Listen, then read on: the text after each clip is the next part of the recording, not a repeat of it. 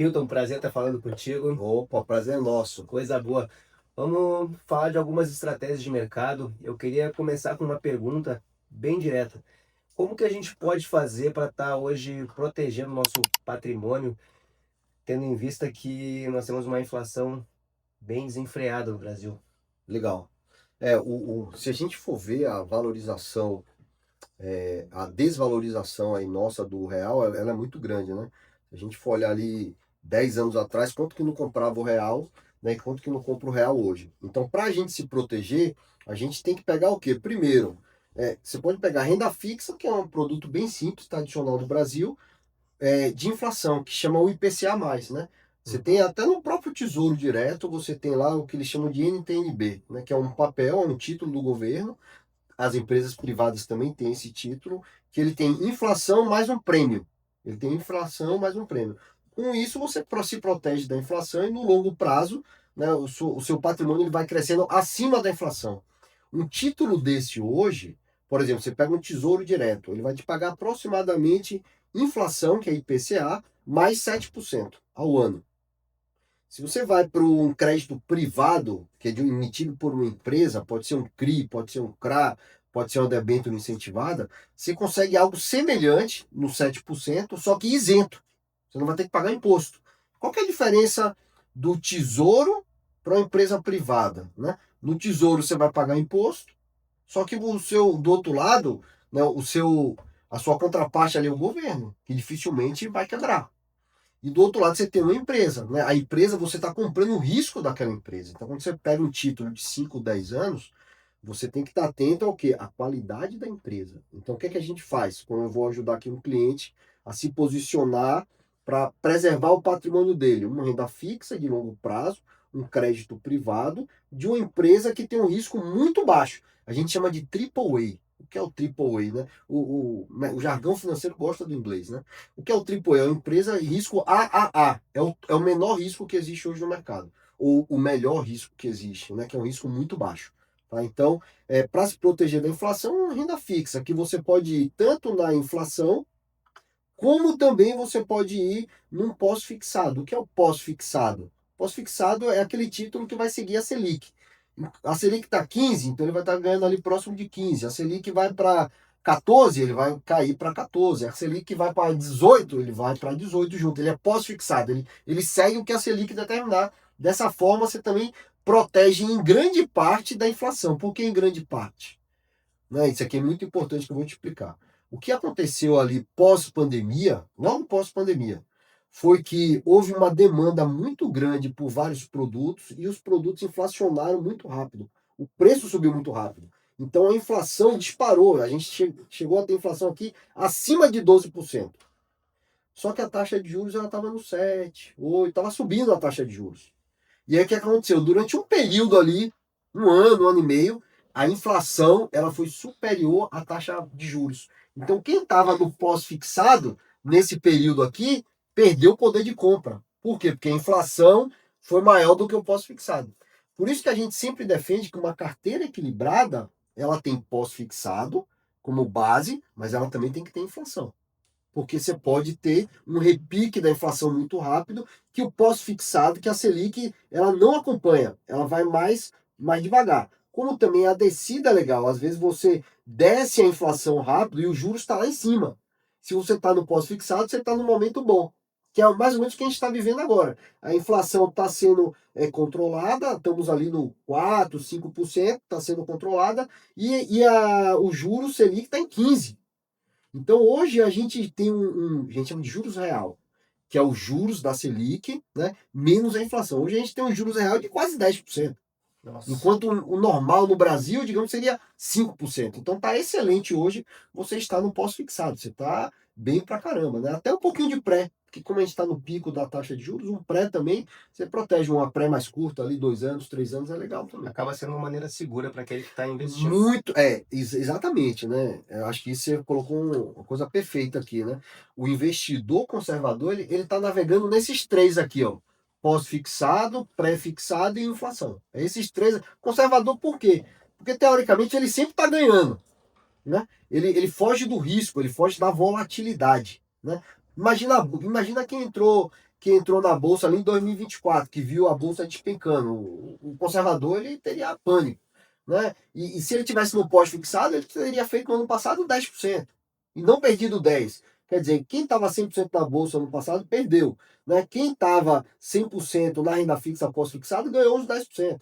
Então, esse balanço, né, ele é muito importante, né? Entender o perfil do investidor e que tipo de aplicação financeira ele pode fazer. Sempre buscar um equilíbrio nessa diversificação. Equilíbrio. A chave é essa, diversificação. É sempre a primeira coisa que eu sempre passo para o investidor, é diversifique. Esse negócio de fórmula mágica, não, diversifica. A gente não sabe o que pode acontecer lá na frente, então a gente diversifica. Inclusive isso é bíblico, né? Isso é bíblico. Lá em Eclesiastes fala, né, que você tem que investir em vários lugares, porque você não sabe que crise pode vir no dia de amanhã. Exatamente. Né? Perfeito. Mas vamos lá. Seguindo nessa linha, para eu dolarizar o meu patrimônio, vamos supor assim que os bancos aqui no Brasil venham a quebrar. Como que eu me protejo? Como que o investidor se blinda desse tipo de uma situação dessa? Poxa, muito legal. Agora, nesse momento que a gente está vivendo no Brasil, talvez essa seja a pergunta que mais tem acontecido, né? E qual que é o grande ponto aqui, né? Quando você diversifica, você já tem naturalmente um pedaço do seu patrimônio em dólar. E Hilton, como é que é esse negócio de pedaço em patrimônio em dólar? O que é que eu gosto de fazer? Se você vai botar um pedaço do seu patrimônio em dólar, a primeira coisa que eu recomendo é esse dinheiro tem que estar fora do Brasil. Porque senão você vai estar dentro do Brasil, dentro do risco Brasil, investindo em dólar. E o objetivo da diversificação, da proteção patrimonial é exatamente você estar fora do risco do país. Então, o que é que eu acho que tem que fazer? Tem que usar um banco estrangeiro. Esse banco estrangeiro, ele pode ser um banco 100% estrangeiro, onde você vai abrir uma conta num banco ou numa corretora lá fora, né? Ou pode ser um banco específico que está nos Estados Unidos, mas ele está acostumado a atender brasileiro. Então, por exemplo, hoje você tem a XP. A XP ela é um banco que capital lá fora, aberto lá fora, e ela é focada em atender brasileiro. Então, com o seu celular, no aplicativo do seu celular, você aplica lá com US$ 100. Você bota US$ 100 lá fora e aplica. É bem tranquilo, bem fácil de usar. Ele é muito fácil de usar. XP. Você tem outras empresas que fazem isso? Tem. Você tem, por exemplo, a Avenue, que hoje é grande parceira do Banco Itaú. Eles também têm muita coisa que dá para você trabalhar, né? É muito fácil, português, você consegue fazer, operar tudo, não precisa, né, saber inglês, né? Agora, se você quer realmente uma proteção, né, do seu patrimônio, você já tem um patrimônio maior, o que eu recomendo é use um banco estrangeiro, né? Eu acho que é legal, use um banco estrangeiro, faz uma proteção realmente 100%, né? Para você não ter risco, como a gente está vendo hoje aí, né? Toda essa confusão, né? Digamos assim, do judiciário brasileiro intervir, né, no seu dinheiro que está lá fora, né? Se ele está no banco lá fora, ele jamais vai ouvir o judiciário brasileiro está falando, porque ele não está na jurisdição daqui. Né? Então, acho que é bem interessante essa diversificação em bancos estrangeiros mesmo. Eu acho que isso é positivo. Agora, Hilton, pô, tô começando. Ainda não tenho todo esse capital. Cara, pega a XP, pega a Evelyn, que eu acho que são empresas interessantes que dá para trabalhar. Agora, claro que nós temos que vir com uma pergunta, o pessoal também quer saber de uma projeção de valores assim. Hoje, trabalhando numa diversificação de investimentos, quais seriam esses rendimentos da minha carteira hoje? Legal. Tanto de uma maneira mais conservadora, como também de uma maneira um pouco mais agressiva. Legal, legal. Pô, essa é uma pergunta muito boa, né? A pessoa fala assim, ó, vou colocar 1 milhão, vamos trabalhar num valor legal, né? Vou colocar 1 milhão. Se eu colocar 1 milhão, quanto que eu vou ganhar? Quanto que Acho eu que é vou a ganhar? pergunta que todos fazem, né? Se eu colocar 1 milhão. Eu acho que aqui vai depender muito do perfil, tá? Por exemplo, se eu tenho um perfil conservador, o que é um perfil conservador? Ele não gosta de ver muita volatilidade, né? Ele só quer ver ganhando todo mês, né? De preferência acima da taxa básica de juros, né, que é a Selic. Então, nesse perfil, que é um perfil conservador, a gente está falando aqui de mais ou menos aqui 15%, tá? Que é o que a Selic paga hoje, mais ou menos 15%. Talvez a gente reduza isso aqui ano que vem para caminhar para um 12, né? Se tudo der certo, conforme está projetado hoje aí pelo Banco Central, né? Caminhar ali para próximo de 12, 12,5, alguma coisa assim. Mas o conservador hoje ele pode buscar mais ou menos isso aqui. Então, se você tem um investimento que não está te pagando hoje 15% ao ano, né? Eu acho que você precisa rever sua carteira. tá? Principalmente o conservador. Agora, se você é um investidor moderado, Hilton, eu sou um investidor moderado, eu consigo pegar um pedaço do meu capital e colocar ele mais no risco, né? 20% no risco, 15% no risco. Aqui dá para a gente trabalhar com ativos de renda variável, que aí você pode ter um ganho legal. Vou te dar um exemplo. Você pega a Bolsa Americana. A Bolsa Americana, nos últimos 5 anos, se eu pegar 5 anos em dólar, ela subiu quase 90% em 5 anos. Pô, 90% em 5 anos em dólar, a gente está falando aqui de 18% ao ano. É maior do que os 15% hoje. Isso média dos últimos 5 anos. Se você pegar o CDI nos últimos 5 anos, né, ele não estava 15%. 15% ele está agora no pico. Talvez nos últimos 5 anos a gente não teria feito nem 12%. Exato, bem abaixo. Estava bem abaixo, entendeu? Se você investe na Bolsa Americana, você teria feito 18% ao ano na média. Mas aqui você tem que ter um moderado. Por que moderado, Hilton? Porque, por exemplo, a Bolsa no início desse ano, americana, ela caiu. Caiu mais ou menos uns 5, 6%. Ela caiu. Aí você fala assim, pô, mas aí caiu, pô. Mas a Bolsa é isso, né? Ela é renda variável, né? Às vezes sobe, às vezes cai. Na tendência, ela é mais subindo, né? Que é o que a gente viu, principalmente aí nos últimos 5 anos. Agora, se você é um perfil, né? Aí mais, digamos, a gente fala aqui, mais arrojado, né? É uma palavra, né?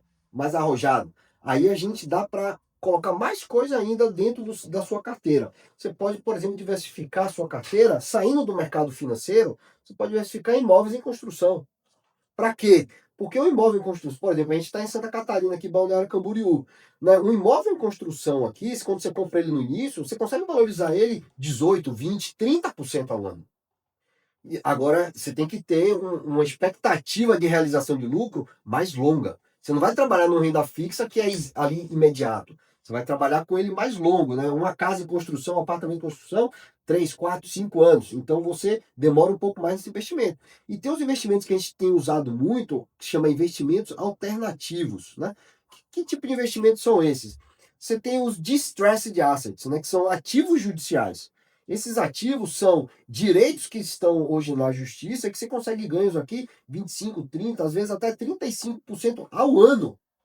Quer dizer, em 3 anos, você dobrou seu patrimônio. Agora, lógico, né? Você não pode colocar todo o seu dinheiro aqui. Né? Você tem que botar um pedaço de acordo com o seu perfil. Ah, meu perfil é arrojado, sei lá, vou colocar 20%.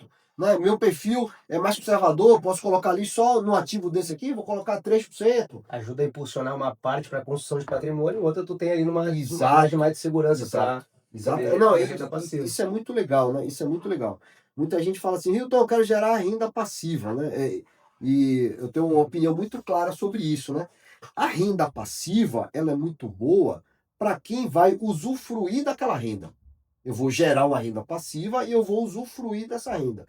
O que é usufruir da renda? Eu vou usar ela efetivamente, eu vou pagar meus gastos fixos, pagar, né, o que eu preciso pagar ali do dia a dia. Eu acho ela muito positiva para isso.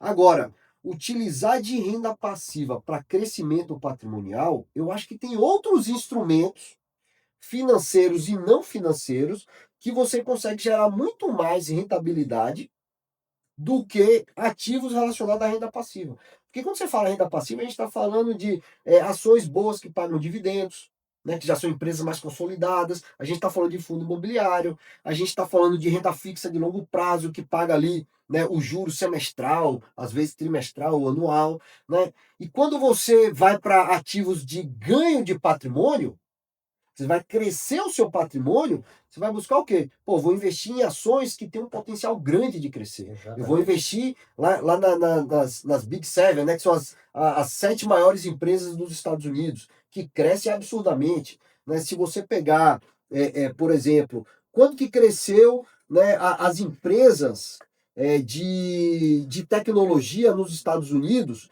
nos últimos 5 anos? Né? Quanto que cresceu nos últimos 5 anos as empresas de tecnologia? Cresceu 121% em dólar. Quer dizer, em 5 anos você teria mais do que dobrado o seu capital, 121%, né, em dólar. Se você colocasse 10 mil dólares, hoje você teria 22 mil dólares. Tá? Agora, e se você faz isso, né, na renda fixa? Eu não sei se você teria metade disso. Exatamente, né? 10, 12 anos de repente. Imagina indo para 10, 12 anos, né? Eu vi um estudo bem interessante que ele pegou, se eu não me engano, acho que foi 10 anos. Ele pegou o CDI, que é a nossa renda fixa, em 10 anos, só que ele dolarizou isso. 10 anos atrás, lá em 2015, se você tivesse aplicado, né, 100 mil reais num título de renda fixa pós-fixado, convertido esse valor aqui em dólar, quanto que você teria hoje, né? E ele comparou isso com o mercado americano.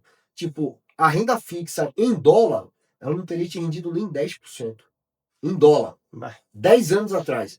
Enquanto que aqui você teria o quê? O dobro.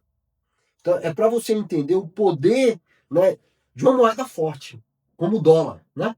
Apesar de estar tão questionada ainda, né, tão questionada agora, o dólar é uma moeda de transacional global, né? O real, né?